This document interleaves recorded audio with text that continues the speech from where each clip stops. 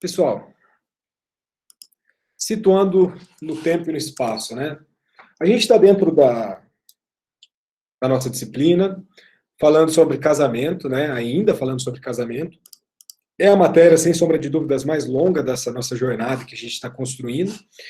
E a gente falou já das regras especiais quanto ao casamento, quanto ao regime de bens, né? Vamos dizer assim.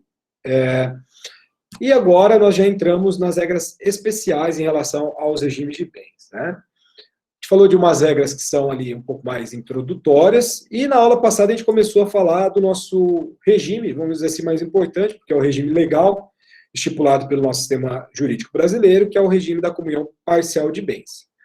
Dentro da aula passada, a gente conseguiu desmistificar, vamos dizer assim, algumas questões importantes que a gente tem, que às vezes muitas pessoas não possuem esse conhecimento em relação à questão, por exemplo, que o Nelson já tinha já na memória, do seguinte sentido: opa, bens provenientes da sucessão, do inventário, eles não se comunicam em relação ao regime da comunhão parcial de bens. E, de fato, o Nelson tem 100% de razão nisso.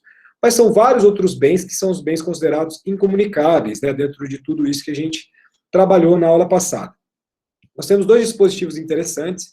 O primeiro é o 1659, que trata dos bens incomunicáveis, né, e traz ali todos os incisos, que são esses 7 incisos, né.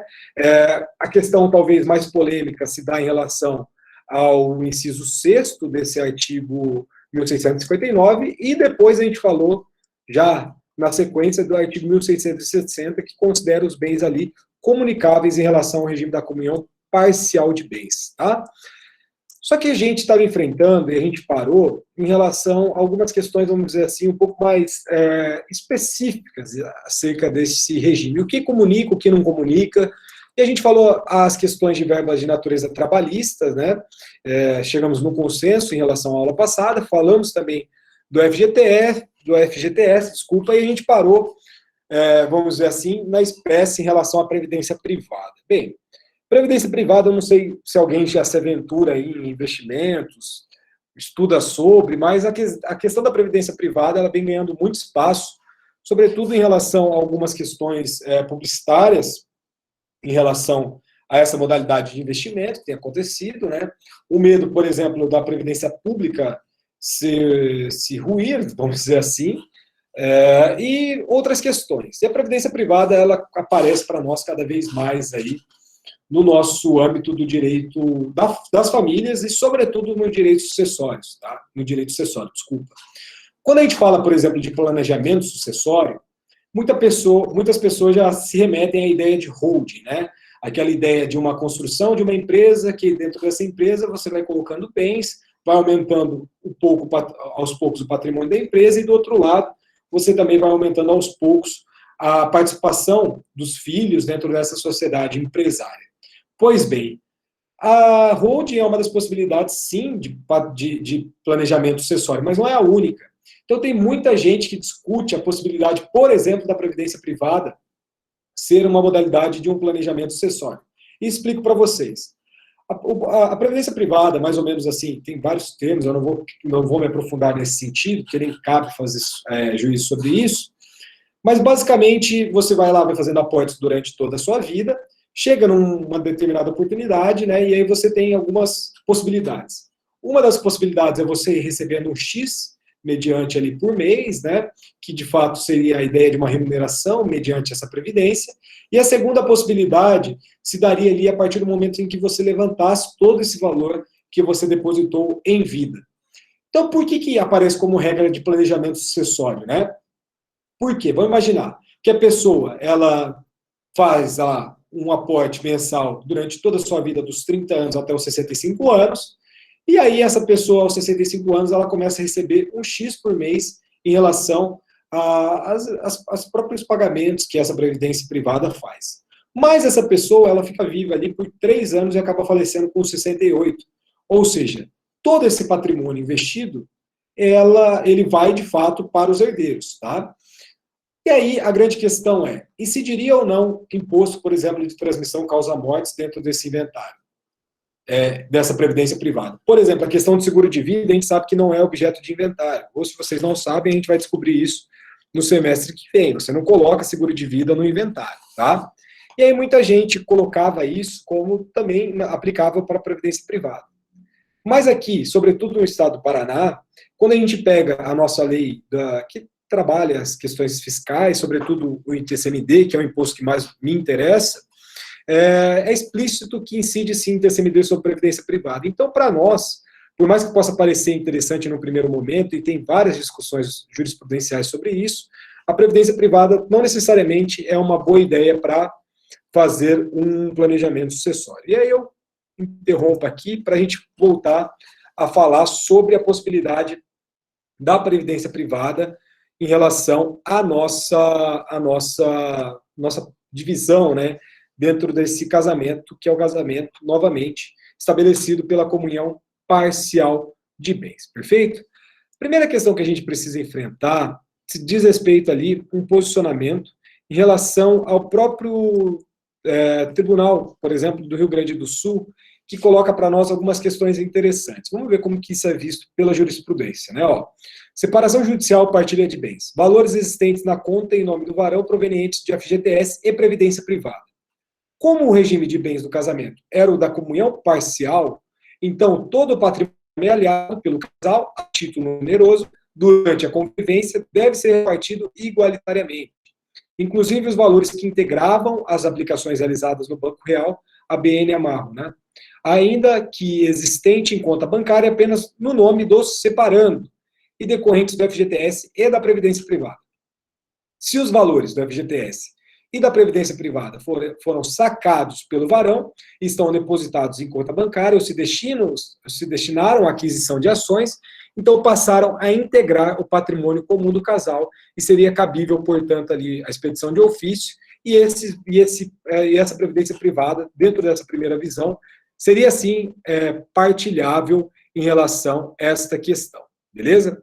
Mas, como eu coloquei para vocês, tanto na parte das sucessões quanto aqui na parte do divórcio, da dissolução dessa sociedade que é regida pela comunhão parcial de bens, a gente não tem uma questão muito segura, tá? Porque nós temos alguns posicionamentos contrários em relação a essa primeira tese, como eu destaco para vocês o caso do Tribunal de Justiça de São Paulo, que diz para nós, olha, sentença de procedência, hipótese de comprovação da vida em comum, ser insuportável o regime da comunhão parcial de bens. Recurso dele para excluir da partilha os bens imóveis adquiridos por doação de seus pais e com verbas de seu FGTS, além da previdência privada provido para essa finalidade. Então, o Tribunal de Justiça de São Paulo afastando a previdência privada por entender que ela seria incomunicável. E, além disso, em outro julgado proveniente do mesmo tribunal, aí já em 2008, né, a primeira de 2010, traz a mesma questão, né? Não, casamento no regime da comunhão parcial de bens e separação consensual. Acordo expresso de que se trata de verba indenizatória, incomunicabilidade das verbas indenizatórias. O mesmo ocorrendo com rescisórias de contrato de trabalho, FGTS, e agora com a previdência privada. Recurso desprovido por outros fundamentos lá no nosso Tribunal de Justiça de São Paulo.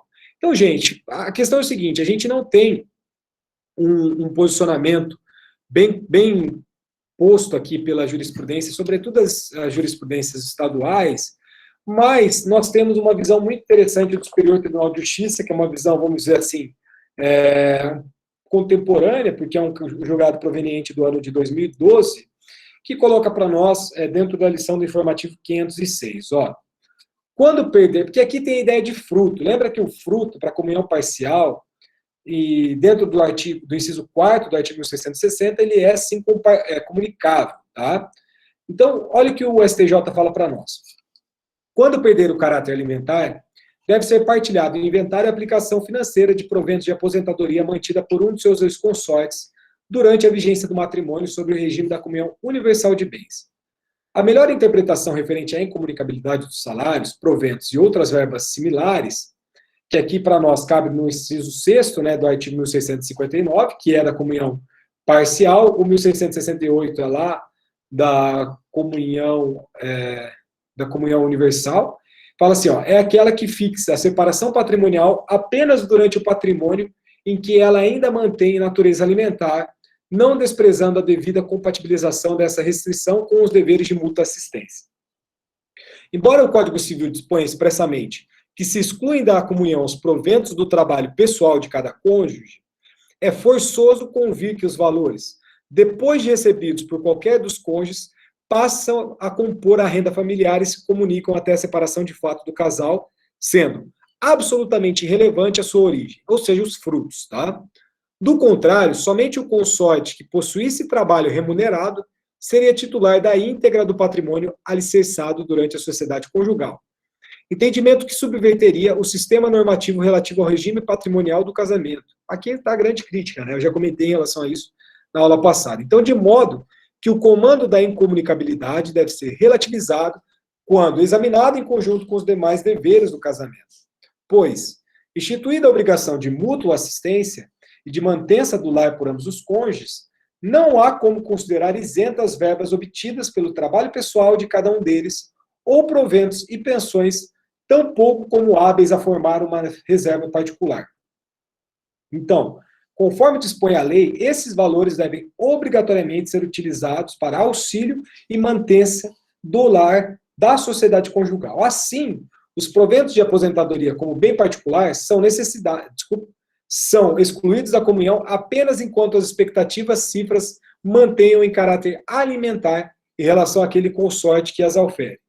No entanto, suplantada a necessidade de proporcionar a subsistência imediata do titular, as verbas excedentes integram o patrimônio comum do casal e se comunicam, devendo ser incluídas entre os bens a serem meados no inventário aberto em função da morte de um dos cônjuges, tá?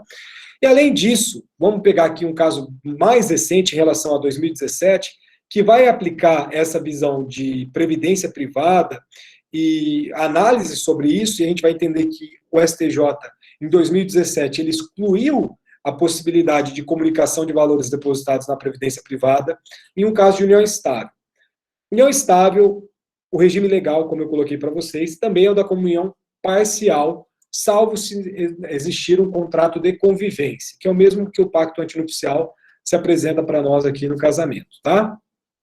O que fala a nossa terceira turma em 2017? Ó, cinge-se a controvérsia a identificar se o benefício de previdência privada fechada está incluída dentro do rol das exceções do artigo 1659, inciso 7º do Código Civil de 2002, e, portanto, é verba excluída da partilha em virtude da dissolução de união estável, que observe, em regra, o regime da comunhão parcial dos bens.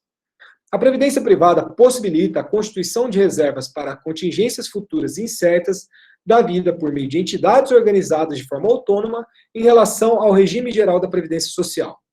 As entidades fechadas da previdência complementar sem fins lucrativos disponibilizam os planos de benefícios de natureza previdenciária apenas aos empregados ou grupo de empresas aos quais estão atrelados e não se confundem com a relação laboral. Então, o nosso mencionado inciso 7º desse artigo 1659, que é o da incomunicabilidade no regime da comunhão parcial de bens, exclui de forma expressa as pensões, meios-soldos, os montepios, né, e outras rendas semelhantes, como por analogia ao caso da previdência complementar fechada. Gente, aqui é interessante, tá? Muito interessante, por quê? A gente tem esse julgado de 2017, mas é um caso de união estável.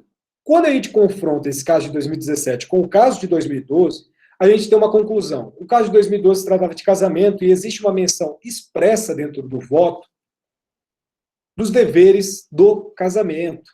Essa manutenção da casa de forma conjunta, tudo isso dentro da fundamentação, sobretudo dos deveres do casamento. Na união estável, nós não temos os deveres do casamento, gente. Então, a questão que fica é, será que essa visão de 2017, que se traduziu na união estável, vai ser aplicada aqui para o casamento? Pois bem, eu acredito que sim, tá? Eu acredito que sim, por mais que não tenha ali a questão dos deveres, mas eu acho que é uma jurisprudência muito interessante em relação à interpretação, sobretudo, do inciso 7º do artigo 1659. Então, a interpretação aqui ela é muito mais aprofundada em relação a este inciso e não em relação à própria comunhão, tá? Então, eu acredito que sim, que se for o caso de casamento, também a gente vai aplicar essa hipótese trabalhada perante o nosso Superior Tribunal de Justiça, em que pese essa ressalva em relação à nosso primeiro julgado que eu coloquei para vocês, tá? De qualquer forma, o ponto que a gente precisa concluir é que isso não está definido no nosso ordenamento, porque é um posicionamento proveniente da nossa terceira turma, é um recurso, né, que foi julgado em relação a um ponto específico, né, mas a gente tem também a tese número 6, que foi publicada na edição 113 da jurisprudência em tese, né, que acaba formando, sim, aí não um vínculo de precedente, mas um guia, um norte jurisprudencial muito importante para os ministros do Superior Tribunal de Justiça e para os demais magistrados e desembargadores. Ó, o que fala? Ó, os valores investidos em previdência privada fechada se inserem, por analogia, na exceção prevista no artigo 1659, inciso 7º do Código Civil, e, consequentemente, não integram o patrimônio comum do casal e, portanto, não devem ser objeto da partilha. Então, gente, o posicionamento hoje do Superior Tribunal de Justiça é neste sentido, no sentido de não comunicabilidade da previdência privada, a nossa chamada, né, previdência privada fechada, nos casos aqui envolvendo casamento pelo regime da comunhão parcial de bens, perfeito? Por se enquadrar dentro de uma analogia, de uma interpretação sistemática, na hipótese do inciso 7º do artigo 1659 do Código Civil. Beleza?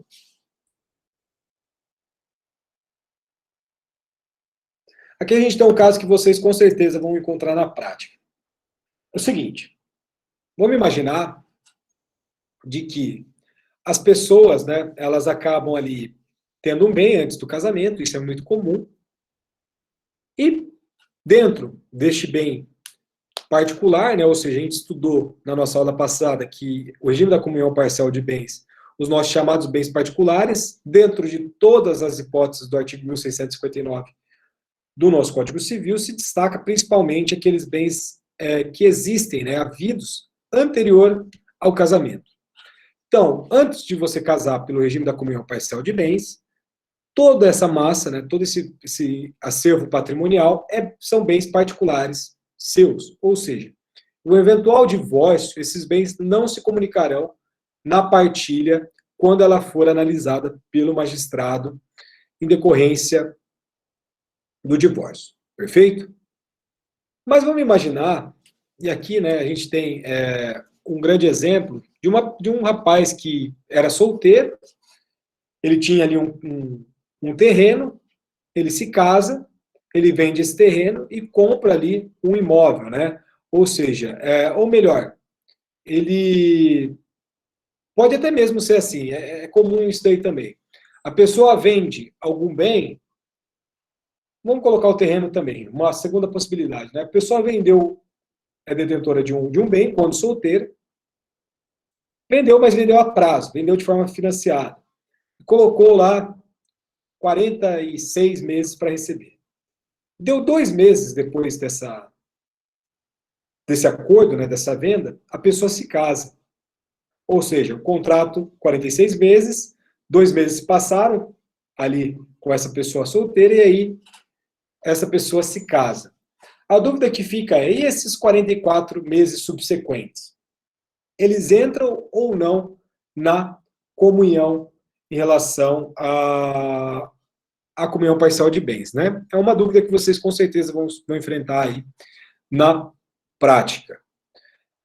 Olha o que o Tribunal de Justiça de Minas Gerais põe para nós, e é muito interessante esse julgado, a resposta está aqui, ó. O regime da comunhão parcial de bens, todos os bens adquiridos na constância do casamento devem ser partilhados, pois passam a integrar o patrimônio comum do casal, independente se houve ou não a contribuição financeira por ambos os cônjuges. Se a aquisição de um dos bens imóveis foi firmada e paga integralmente por um dos cônjuges antes do casamento, afasta-se a partilha, não elidindo a incomunicabilidade o fato de o registro imobiliário ter sido feita já na constância daquele. Então, a questão que é posta para a gente, galera, que esses créditos que são havidos antes do próprio casamento é um bem particular da pessoa, ou seja, existe uma incomunicabilidade em razão da causa. Voltemos às nossas aulas de responsabilidade civil. Causa com causa, etc. A nossa causa da aquisição desse título, dessa propriedade, vamos dizer assim, foi anterior ao casamento. Se o registro é posterior, dentro desse caso aqui em relação ao nosso Tribunal de Justiça de Minas Gerais, não se comunica, tá? Então, exatamente esta que é a questão. Se existem créditos anteriores ao casamento, e esse crédito foi motivado pela aquisição de um eventual patrimônio, esse patrimônio anterior, esse crédito anterior, esses direitos adquiridos, por exemplo, anteriormente, eles não integram ali a comunicabilidade em relação à comunhão parcial de bens também, beleza? Bens móveis, né? A gente tem um caso interessante em relação aos bens móveis. Por quê? Porque em relação aos bens móveis, a gente falou muito em bens imóveis, né? Mas em relação aos bens móveis, nós temos uma regra no nosso Código Civil que basicamente nós temos uma consagração de que esses bens foram sim havidos durante a constância desse casamento.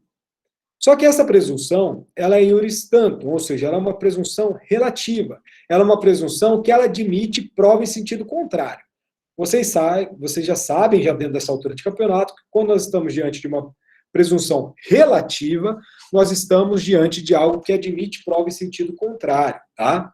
Então, não é uma presunção absoluta.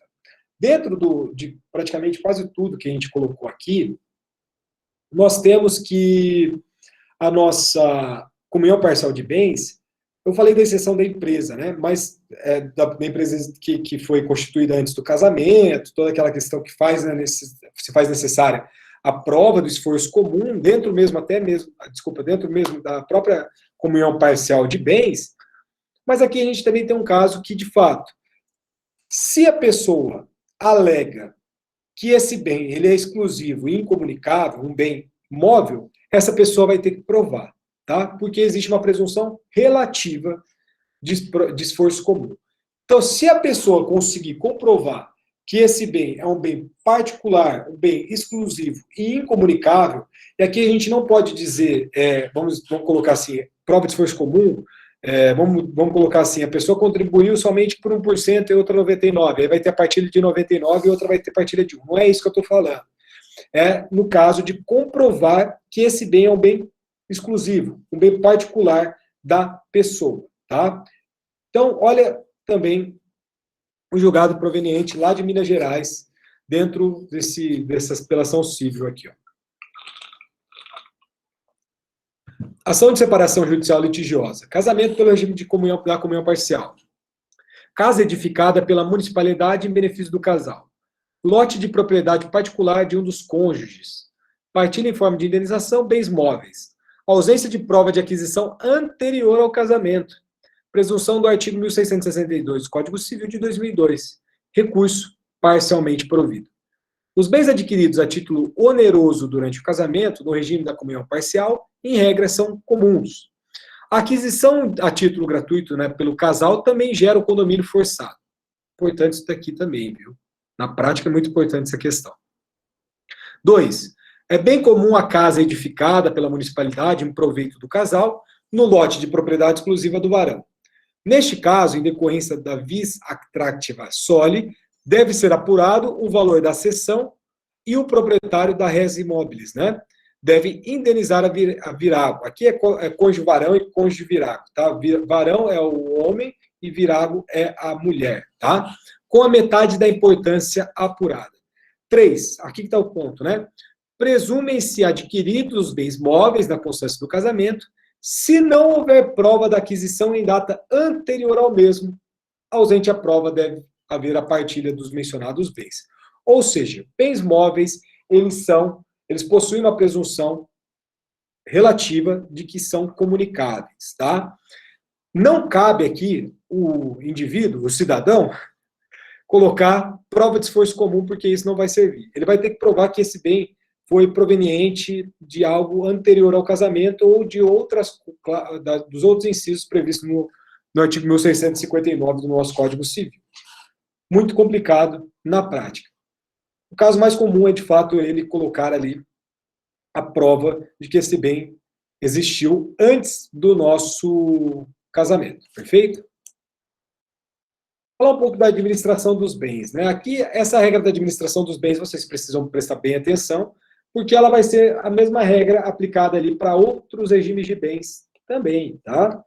Então, como eu destaco para vocês, a administração do patrimônio comum vai competir a qualquer um dos cônjuges, tá? Diante do sistema de colaboração e de interesse comum presente neste regime patrimonial de bens, na regra do artigo 1663 do Código Civil.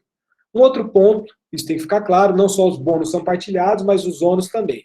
Então, as dívidas contraídas no exercício da administração dos bens desse casal são sim comuns e também são particulares do cônjuge que os administra e os dos outros cônjuges na razão do proveito que ele, ou caso ele tenha auferido, né? Ou seja, se a pessoa teve sim um proveito, existe a comunicação dessas dívidas também, beleza?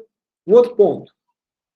É necessária a anuência de ambos os cônjuges para que os atos a título gratuito impliquem na cessão do uso ou gozo dos bens comuns, caso, por exemplo, da instituição de usufruto ou da celebração de um contrato de comodato do imóvel pertencente a ambos. Envolvendo questões contratuais de um bem comum, se faz necessária, sim, a anuência de ambos os cônjuges, tá? Vamos imaginar, é muito comum o cônjuge empresário, ou a cônjuge, né, empresária, buscar financiamentos, buscar mútuos, buscar cédulas de crédito bancária, abertura de capital, etc. Quando você garante um bem comum, existente dentro do casamento, de um cônjuge que não necessariamente não está de um cônjuge que não está nessa sociedade empresarial, é nítido que se faz necessária a anuência deste cônjuge, porque ele sim precisa outorgar ali uma concordância em relação a questões patrimoniais deste bem comum, perfeito? Além disso, existindo prova de malversação dos bens, ou imaginando uma questão, por exemplo, de dilapidação, uma questão de prejuízo em relação a esse patrimônio, desvio dos bens, cabe ao juiz atribuir ali a administração a apenas um dos cônjuges, tá? Analisando as provas dessa má administração. Aqui é muito interessante, gente, porque é o seguinte, na prática, ainda existe, por mais que nós estamos, né, diante de sistemas virtuais, de comunicações de Receita Federal, Receita Estadual, tudo ao mesmo tempo, banco, tudo, você manda ofício, você consegue descobrir tudo hoje. Tem muita gente que ainda acha que vai conseguir fazer blindagem patrimonial, escondendo bens, às vezes é muito comum, era muito comum, agora, graças a Deus, está cada vez menos. A pessoa ia se separar e ela fazia parte de uma empresa. O que ela fazia? A empresa com outros sócios que não eram ali a esposa ou o marido dentro dessa sociedade. A pessoa se retirava da empresa, para essa empresa, em tese, não entrar no divórcio. Isso era muito comum, ainda é comum, mas está sendo menos comum. Então, se acontecer qualquer coisa dessa daí, você simplesmente pega lá a alteração do contrato social, pega, se possível, algumas testemunhas, faz oitiva, tenta fazer produção de prova nesse sentido e fala, opa, está tentando dilapidar, está tentando tirar esse patrimônio que é existente ali em relação a nós, tá? E outras questões que vocês podem colocar, questões processuais em relação a essa má administração dos bens, tá? E além disso, marido e mulher, eles respondem pelas obrigações contraídas para atender os encargos da família, tá? Então, qualquer despesa de administração de patrimônio comum, despesa, por exemplo, de criação com os filhos, dentro da nossa regra constitucional prevista lá no nosso artigo 226 da Constituição, aqui nós também temos as questões dessa conjunção de valores e conjunção de administração em relação às despesas e administração dos bens, tá?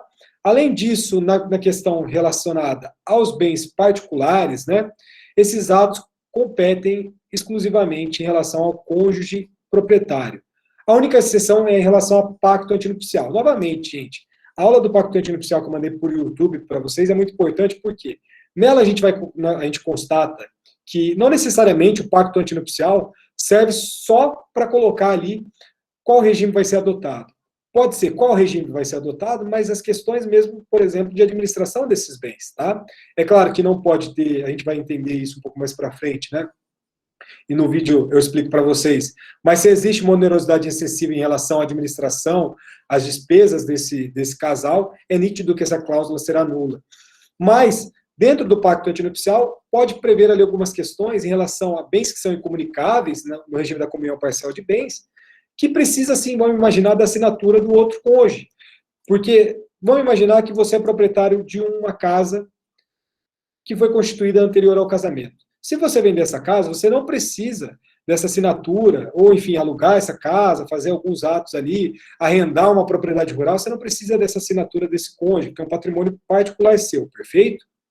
Mas, se você estipula no pacto antinupcial que precisa, aí você vai ter que pegar essa anuência, pegar essa assinatura, para fazer, sim, a transferência, ou, enfim, todas essas questões de patrimônios particulares, tá? O que eu ia comentar com vocês? Eu tinha pensado numa coisa aqui.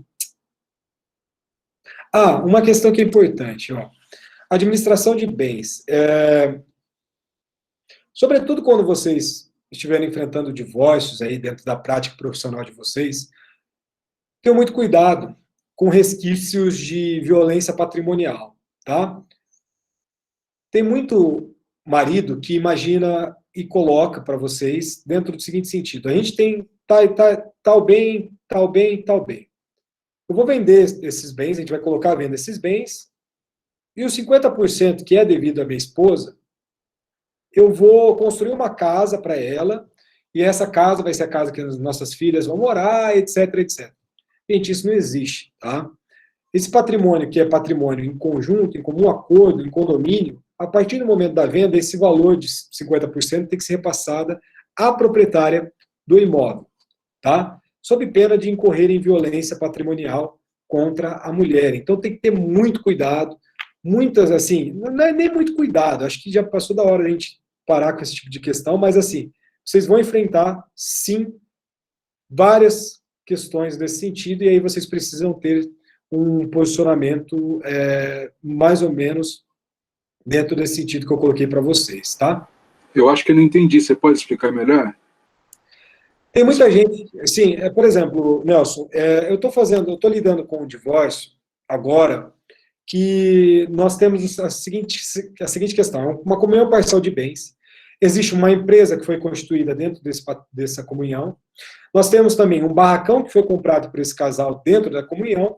Nós temos uma casa que também foi adquirida dentro da comunhão e um veículo. Perfeito?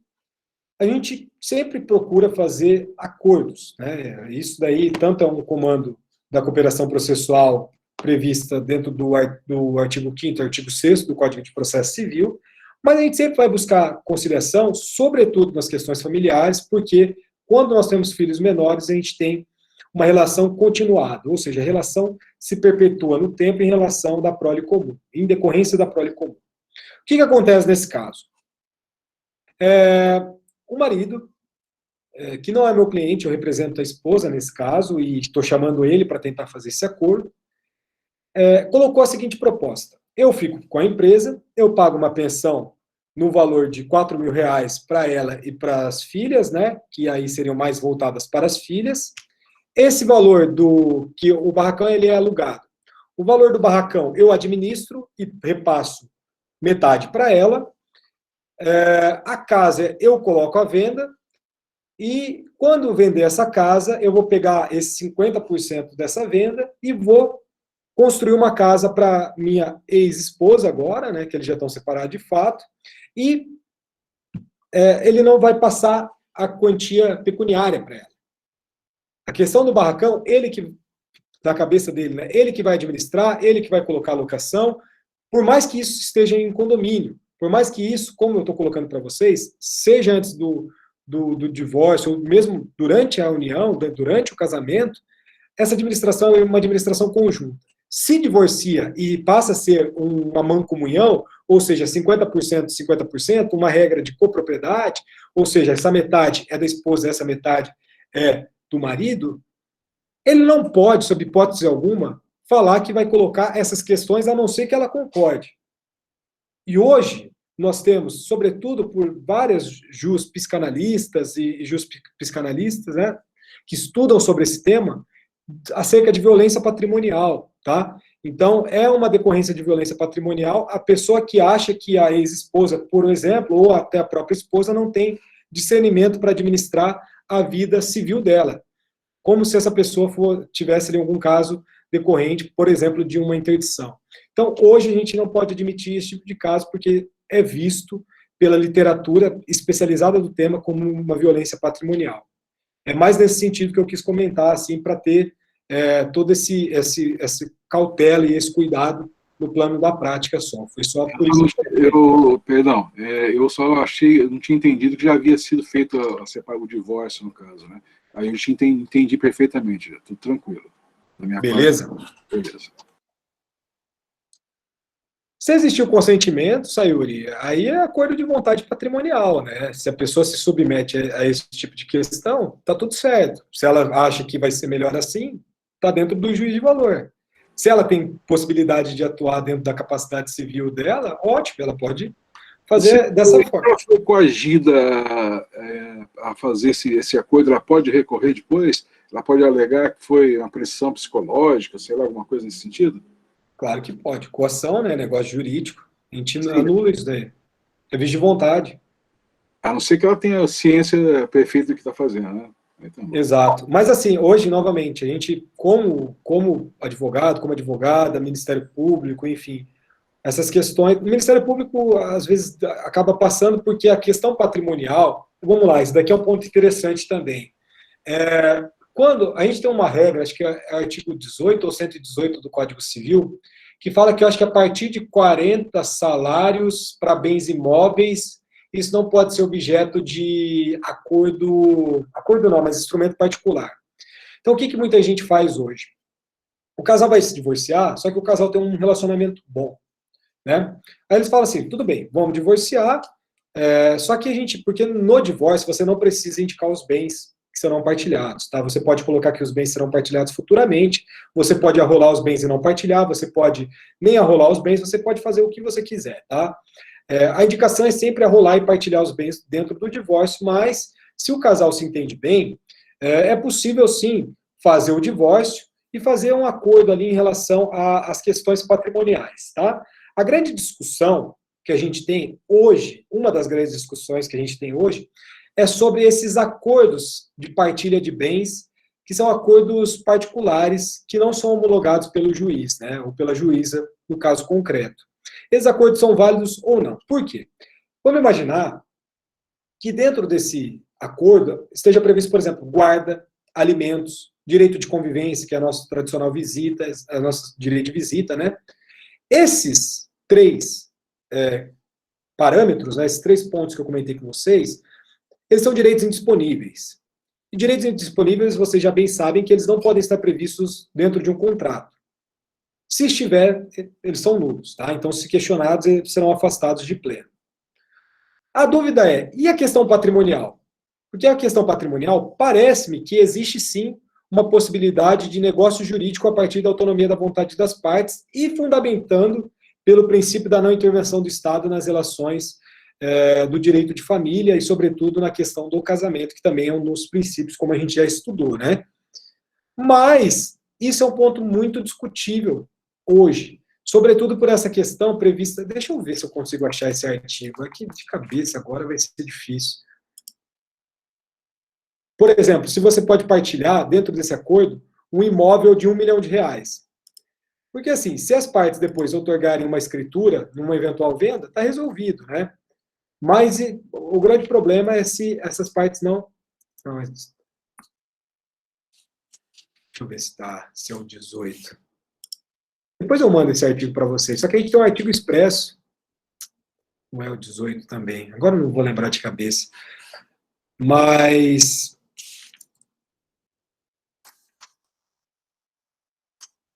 não vou achar. Depois eu procuro para vocês com calma e eu mando para vocês. E a grande discussão é exatamente essa. Será que a gente pode estipular partilha dentro de um acordo privado de vontade, sem homologação do Poder Judiciário, sem nada disso? E esse é um ponto de interrogação muito grande, tá? Porque tem casal que vai executar esse plano, e uma maravilha, né? E tem casal que não vai executar. Se o casal não executa, é muito fácil de você resolver. Só fazer a ação de partilha depois. Mas é um ponto que a gente tem também de discussão em relação às questões hoje do nosso divórcio, né? A gente vai estudar bem isso quando a gente falar de divórcio, mas são alguns pontos interessantes. Última interferência. Nesse caso, dá para fazer também essa separação, tudo numa mediação, na arbitragem, alguma coisa é válida depois de feita, homologada pelo juiz? É comum acontecer também ou não é comum? Assim, Na mediação. deveria ser mais comum, Nelson. Infelizmente, não é tão comum assim. Eu tive um caso que foi até um rapaz que trabalha num cartório, que eu faço alguns serviços com eles lá, e ele fez por mediação. Eu procurei, eu contratei uma câmara de mediação em Londrina, e a câmara de mediação fez ali essa transação, e é muito legal. Nossa, se todo mundo adotasse isso, ia resolver muitos dos problemas, porque a relação de direito de família é uma relação que é nítido que tem várias consequências psicológicas, vários traumas, enfim. E é nítido que, se for no diálogo, tende a ser uma questão muito mais facilitada, né? Muito mais fácil da gente resolver. E se esse acordo é feito, por exemplo, numa câmara de mediação, aí sim a gente pode estabelecer ali um acordo, pegar esse acordo e pedir homologação para o juiz. Tá? Precisa passar pelo crivo do juiz. A arbitragem é a mesma questão, né? A arbitragem, quando a gente está no seio de direitos indisponíveis, ela não tem ali competência, né? Então, a arbitragem a gente não submete essas questões ainda, tá, Nelson?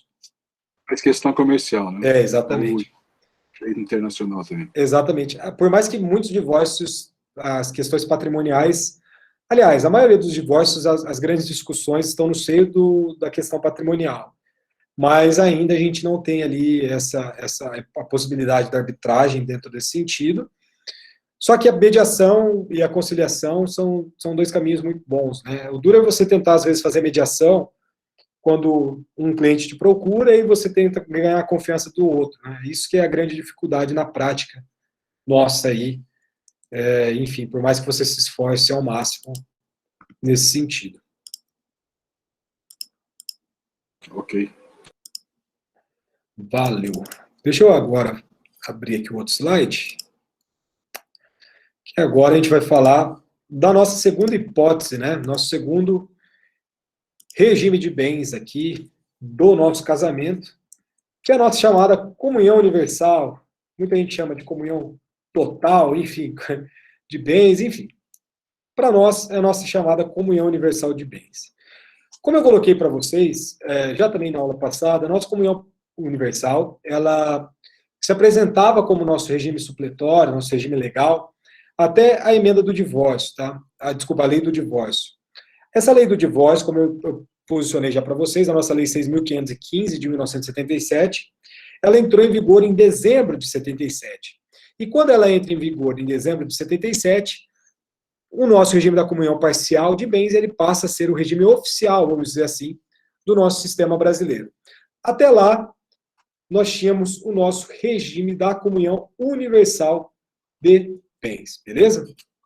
É muito fácil a gente entender esse regime. A questão da comunhão universal, o primeiro ponto que eu tenho para destacar para vocês é que ela tem que ser objeto de pacto antinupcial, tá? A sua previsão, ela vai depender, sim, de pacto antinupcial, e nós temos a confirmação disso, tanto da nossa lei do divórcio, quanto do nosso Código Civil. Então, a partir de agora, todos os nossos bens precisam de pacto antinupcial, perfeito? E o regime da comunhão universal, ele possui como regra básica o seguinte desenho aí que eu coloco para vocês, ó. Olha que bonito. Bens do marido, bens da mulher, antes do casamento. Bens particulares. Entraram no casamento, entraram na união, esses bens, eles se fundem, né? Para quem é fã de Dragon Ball Z, aí existe a fusão aqui, a fusão patrimonial. Ou seja, a comunicação desses dois participantes dessa união, desse casamento, se unindo dentro desse patrimônio, tá? Como eu comentei com vocês, dentro da matriz, daquele exemplo de matriz matemática que eu tinha colocado para vocês, na comunhão parcial, nós tínhamos a matriz A e a matriz B. Matriz marido e matriz esposa. Matriz homem e matriz mulher, tá? Matriz homem, bens particulares. Matriz mulher, bens particulares da mulher. Quando essas pessoas se casam, né, essas matrizes, elas continuam não se tocando. Mas a partir do momento da aquisição do primeiro bem, durante essa união, nós temos um acoplamento, assim, em parte, dessa matriz, né? Ou seja, começa a aparecer uma intersecção, começa a aparecer ali um eixo, começa a aparecer um recorte, que são os nossos aquestos, como eu coloquei para vocês, ou seja, os bens comuns desse casal. Os bens particulares, eles continuam ali dentro dessas matrizes, mas nós temos algumas questões que começaram a serem compartilhadas dentro desse casamento. Aqui na comunhão universal é diferente.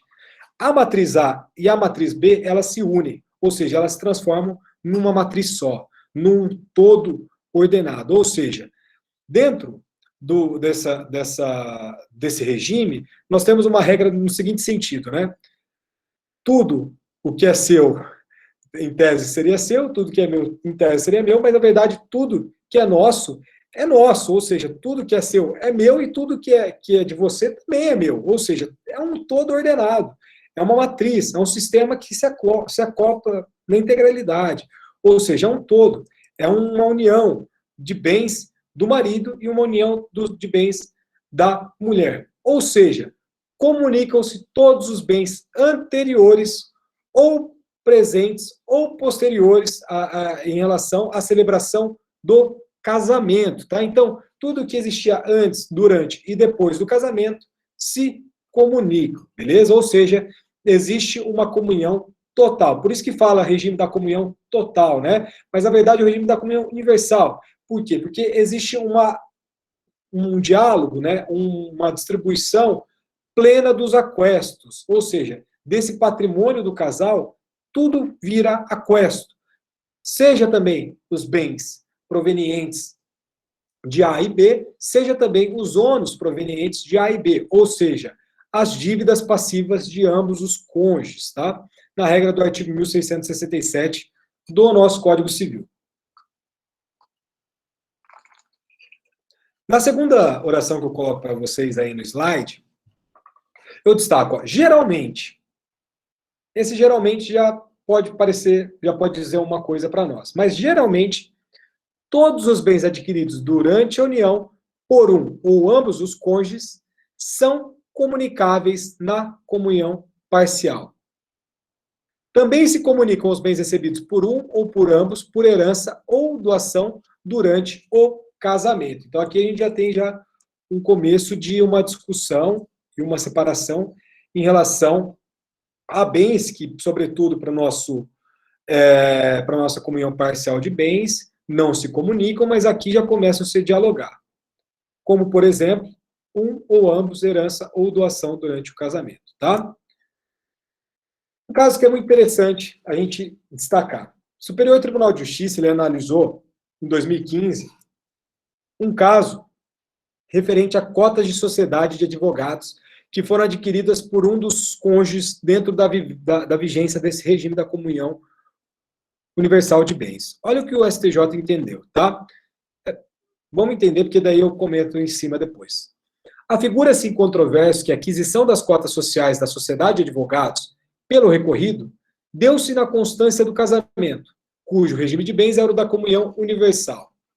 Desse modo, se a obtenção da participação societária decorreu naturalmente dos esforços e patrimônios comuns dos, então, consortes, sua divisão entre os cônjuges, por ocasião de sua separação, é medida de justiça e consoante com a lei de regência. Naturalmente, há que se preservar o caráter personalíssimo dessa sociedade, obstando-se a atribuição da qualidade de sócio a terceiros, que nessa condição não detenham com os demais a denominada affectio societatis, inexistindo, todavia, de outro modo de se proceder à quitação do débito ou de implementar o direito à meação ou à sucessão. O direito desses terceiros, credor pessoal do sócio, ex-cônjuge e herdeiros, é efetivado por meio de mecanismos legais, ou seja, dissolução da sociedade, participação nos lucros, etc. A fim de amealhar o valor correspondente à participação societária. Recurso especial provido para reconhecer, em tese, o direito da cônjuge casada em comunhão universal de bens à partilha do conteúdo econômico das cotas sociais da sociedade de advogados, então pertencentes a seu ex-marido, não lhe conferindo, todavia, o direito à dissolução compulsória da sociedade, determinar que o tribunal de origem prossiga no julgamento das questões remanescentes veiculadas no recurso de apelação. Então, olha que caso interessante. O marido constituiu uma sociedade de advogados dentro dessa comunhão universal de bens, e quando do divórcio, bate lá no STJ, e o STJ fala, estas cotas que foram criadas e, às vezes, aumentadas dentro dessa comunhão universal, serão, sim, partilháveis, tá? Ponto. Mas, se essa sociedade, e aqui que está o ponto, tá, gente? Porque está a chave da questão, é aqui onde vocês vão ganhar o dinheiro, vão ganhar os seus honorários, no caso concreto. Se dentro desse caso, a sociedade de advogados fosse anterior ao casamento, celebrado, por exemplo, na comunhão parcial de bens, agora ponto, a gente volta para a comunhão parcial de bens, não existirá a comunicação em relação à valorização das cotas dessa sociedade empresarial.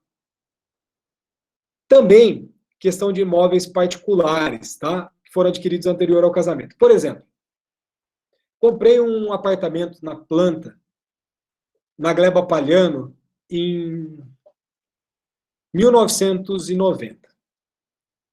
Paguei correspondente ali a R$80 mil à época. Casei em 2000. Esse apartamento hoje vale R$3 milhões, ou seja, paguei 80, vamos colocar R$8 milhões, vamos dizer assim, né? Paguei 80, hoje vale 8 milhões. Será que seriam partilháveis esses milhões que se valorizaram? Não, porque é uma decorrência da própria questão ali de valorização do mercado, como as cotas sociais da empresa. Se não comprovar prova de esforço comum dentro da comunhão, que houve uma valorização das cotas, ou algo nesse sentido, esses bens, essa empresa feita anterior ao casamento, na comunhão parcial de bens, não será comunicada, tá? Então, essa é uma lição que a gente tem que ter em mente. Comunhão parcial de bens, a gente vai ter uma questão em relação à sociedade empresária, e aqui na comunhão total, uma outra questão. Beleza? E aqui a gente já começa a enxergar algumas questões. Perfeito? Só que, gente, apesar de parecer, a grande dúvida, já no spoiler do slide, né, é saber se essa comunhão universal ela é total de fato ou não. E por isso que a gente tem que ter ali muito cuidado em falar regime da comunhão total de bens. Porque, na verdade, não é um regime da comunhão total. E a gente vai entender o porquê. Por isso que aqui nessa oração que eu comentei com vocês, eu coloco geralmente todos os bens adquiridos. E não todos os bens adquiridos. Vamos lá.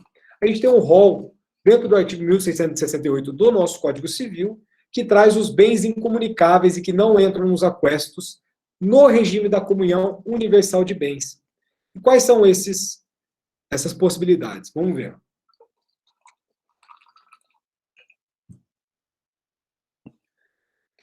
Bens doados ou herdados com cláusula de incomunicabilidade e os correspondentes subrogados.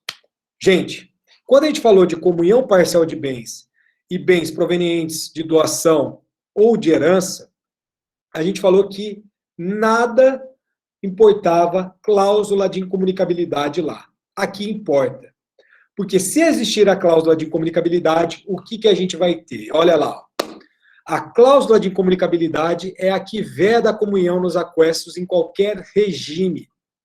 Mas, assim, eu não sei se na aula de contratos vocês estudaram isso. No semestre passado, quando eu dei contratos para os meus alunos, eu deixei claro que a questão da incomunicabilidade, ela precisa ser justificada, tá? Então, quando a gente estuda contrato de doação, por exemplo, em que tem a cláusula de incomunicabilidade, precisa ter um justo motivo, um fundamento para que essa incomunicabilidade exista.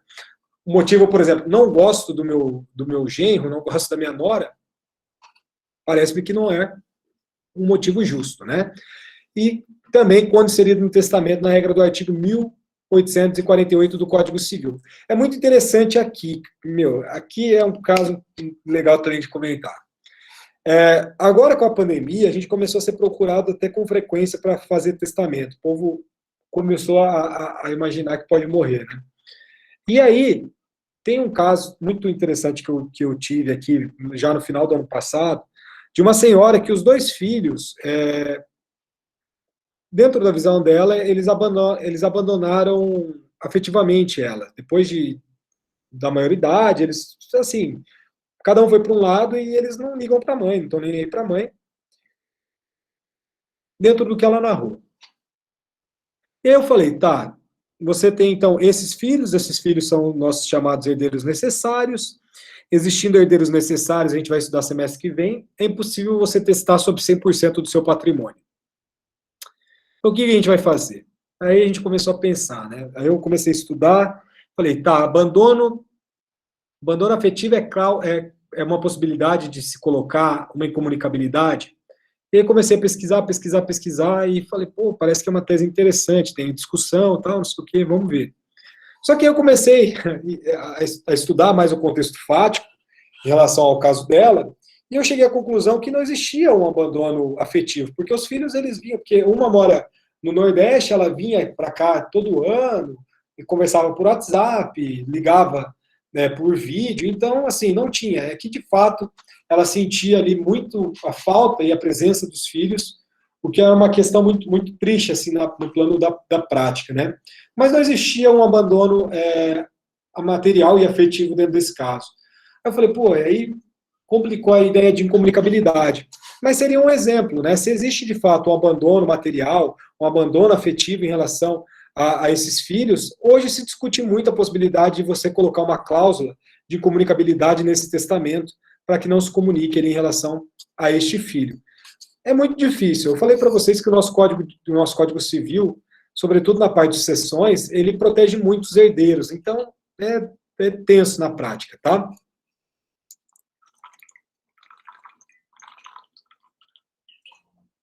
Só que aqui também é interessante, ó, uma dúvida. Vamos imaginar que esse bem, que é proveniente, por exemplo, de um testamento em relação à incomunicabilidade, pode ser vendido para o outro cônjuge, né? Para o professor Flávio Tartucci, ele parece que essa regra é possível, sim, dentro da venda desses bens, desde que não haja simulação, que é a causa de nulidade absoluta, fraude contra credores, que é causa de nulidade relativa ou anulabilidade, ou fraude à execução, que é causa de ineficácia, né? Ou seja, problemas relacionados a terceiros. Então, o que a gente destaca, né, é que a incomunicabilidade não vai gerar a inalienabilidade do bem. A questão de tornar um bem inalienável é uma outra cláusula que pode ser colocada, sim, por exemplo, em doação, mas é uma outra questão que a gente nem cumpre destacar aqui nesse momento, tá? E aqui, o inciso segundo desse artigo 1668 é o mais complicado de explicar, que são os bens gravados a fideicomisso e o direito do herdeiro fideicomissário.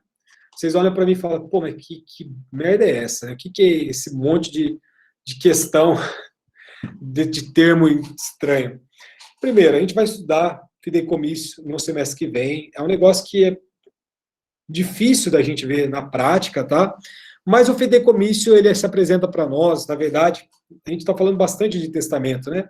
Mas é uma substituição testamentária, em que nós temos ali um primeiro herdeiro, que, como eu coloco para vocês, em relação aí, dentro desse esquema, que a gente dá o nome de fiduciário, e nós temos o segundo herdeiro, que é o fideicomissário, ou seja, o fideicomitente é a pessoa do testador, é a pessoa que possui a propriedade que está ali se fazendo o testamento, entre aspas, tá?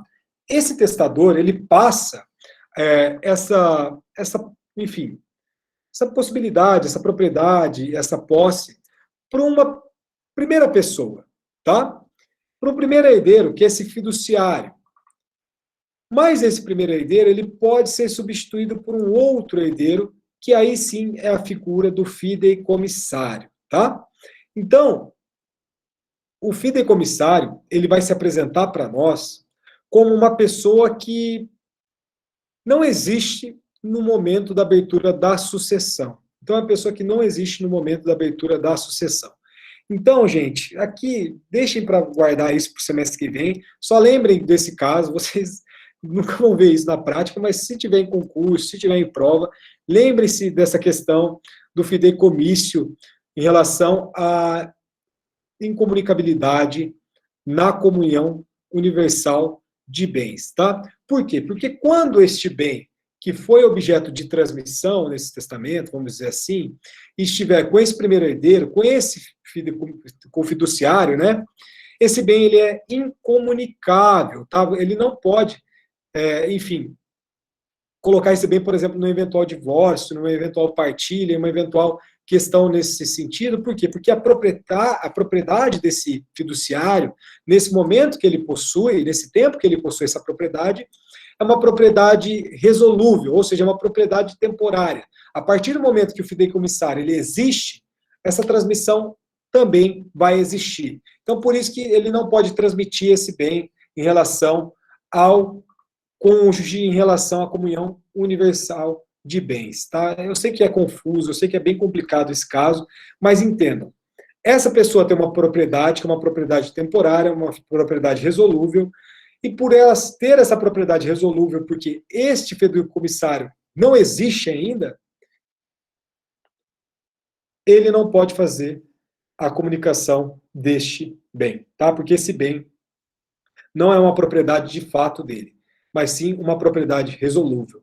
É uma questão mais aparente do que propriamente posta como uma propriedade de fato, perfeito? Eu sei que é bem tenso esse exemplo aqui, mas entendam que é um testador que transfere para uma pessoa usufruir dessa propriedade enquanto a outra pessoa não aparece ou não existe, tá? Lembre-se desse caso só, que já é o suficiente.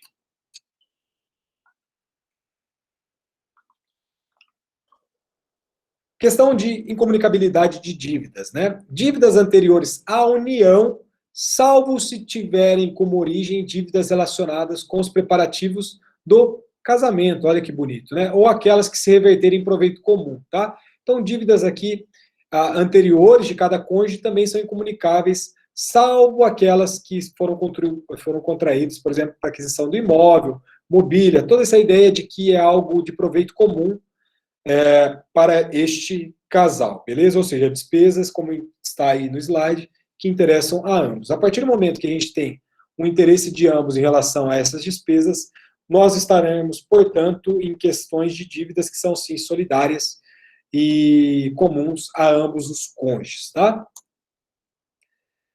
Os últimos dois exemplos de bens incomunicáveis na nossa comunhão universal de bens são as doações antinupciais feita por um dos cônjuges a outro com cláusula de incomunicabilidade. Aqui é muito interessante, tá, gente? Vamos imaginar que a pessoa quer doar uma propriedade para a pessoa que está casando, ou seja, você vai casar com uma pessoa e você doa um imóvel para essa pessoa antes do casamento, tá? Muito bonito isso. Então, assim, essas doações antinupciais, ou seja, antes das núpcias, antes do próprio casamento, feitas por um cônjuge ao outro, se tiver uma cláusula de incomunicabilidade, esse bem não entrará numa eventual partilha deste casamento regido pela comunhão universal de bens. Por quê? Autonomia privada. Vontade dos cônjuges, tá? Somente isso, esse que é o fundamento, tá lá na nossa lei, vai entender o porquê, né? E além disso, os bens referidos no inciso 5º até o inciso 7º do artigo 1659, que são os nossos chamados bens de uso pessoal, enfim, proventos do trabalho e pensões no modo geral. Foi o que a gente estava estudando no começo da nossa aula, e além disso, bens de uso pessoal e instrumentos da profissão, tá? Aqui é muito interessante. Nós temos uma crítica feita, que eu já coloquei essa crítica quando nós estudamos a comunhão parcial na nossa aula passada, mas nós temos que sim, que dentro dessa hipótese, desse inciso 5º do artigo 1668 do nosso Código Civil, parece-me que nada seria comunicado, né? Porque se o trabalho, se os bens ali do trabalho não são comunicáveis, se os frutos, enfim, tornaria algo muito rígido.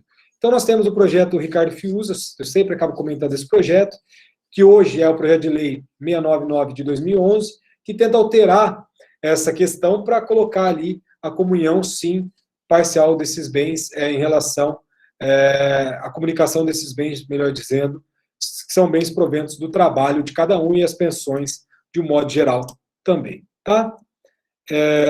a questão dos frutos, né? Vamos deixar os frutos para a nossa próxima aula, e aí a gente já pega, porque a gente tem mais coisas para falar em relação à comunhão universal de bens, tá? Então a gente fala dos frutos da nossa comunhão universal, benefício previdenciário da aposentadoria do INSS, verbas trabalhistas e o FGTS, né, que a gente já estudou.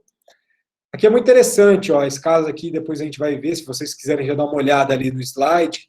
Comunicação de valores recebidos a título de indenização oriunda de anistia política do período da ditadura militar. Uma comunicação dos valores em relação à indenização ali. Administração dos bens. Como eu coloquei para vocês, aqui na comunhão universal, mesmas regras que nós já estudamos na comunhão parcial. Então, tudo aquilo que a gente estudou antes, né, de começar o regime da comunhão universal, será aqui aplicada para a nossa comunhão universal de bens, tá? Além disso, né, sendo extinta a comunhão pela dissolução da sociedade conjugal e do casamento, e sendo efetuada a divisão do ativo e do passivo entre os cônjuges, vai cessar a responsabilidade de cada um para os credores do outro. Ou seja, como eu comentei com vocês, a dívida, mais ou menos, a dívida, via de regra, dentro da comunhão, é de responsabilidade solidária de ambos os cônjuges.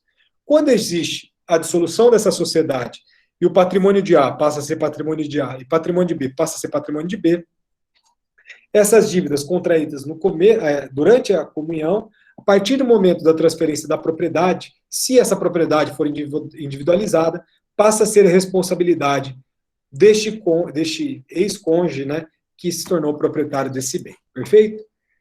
E aí depois a gente fala da separação de bens, e aí falta final dos aquestos, que eu sempre deixo por último, porque é mais complexa de ser explicada. Perfeito?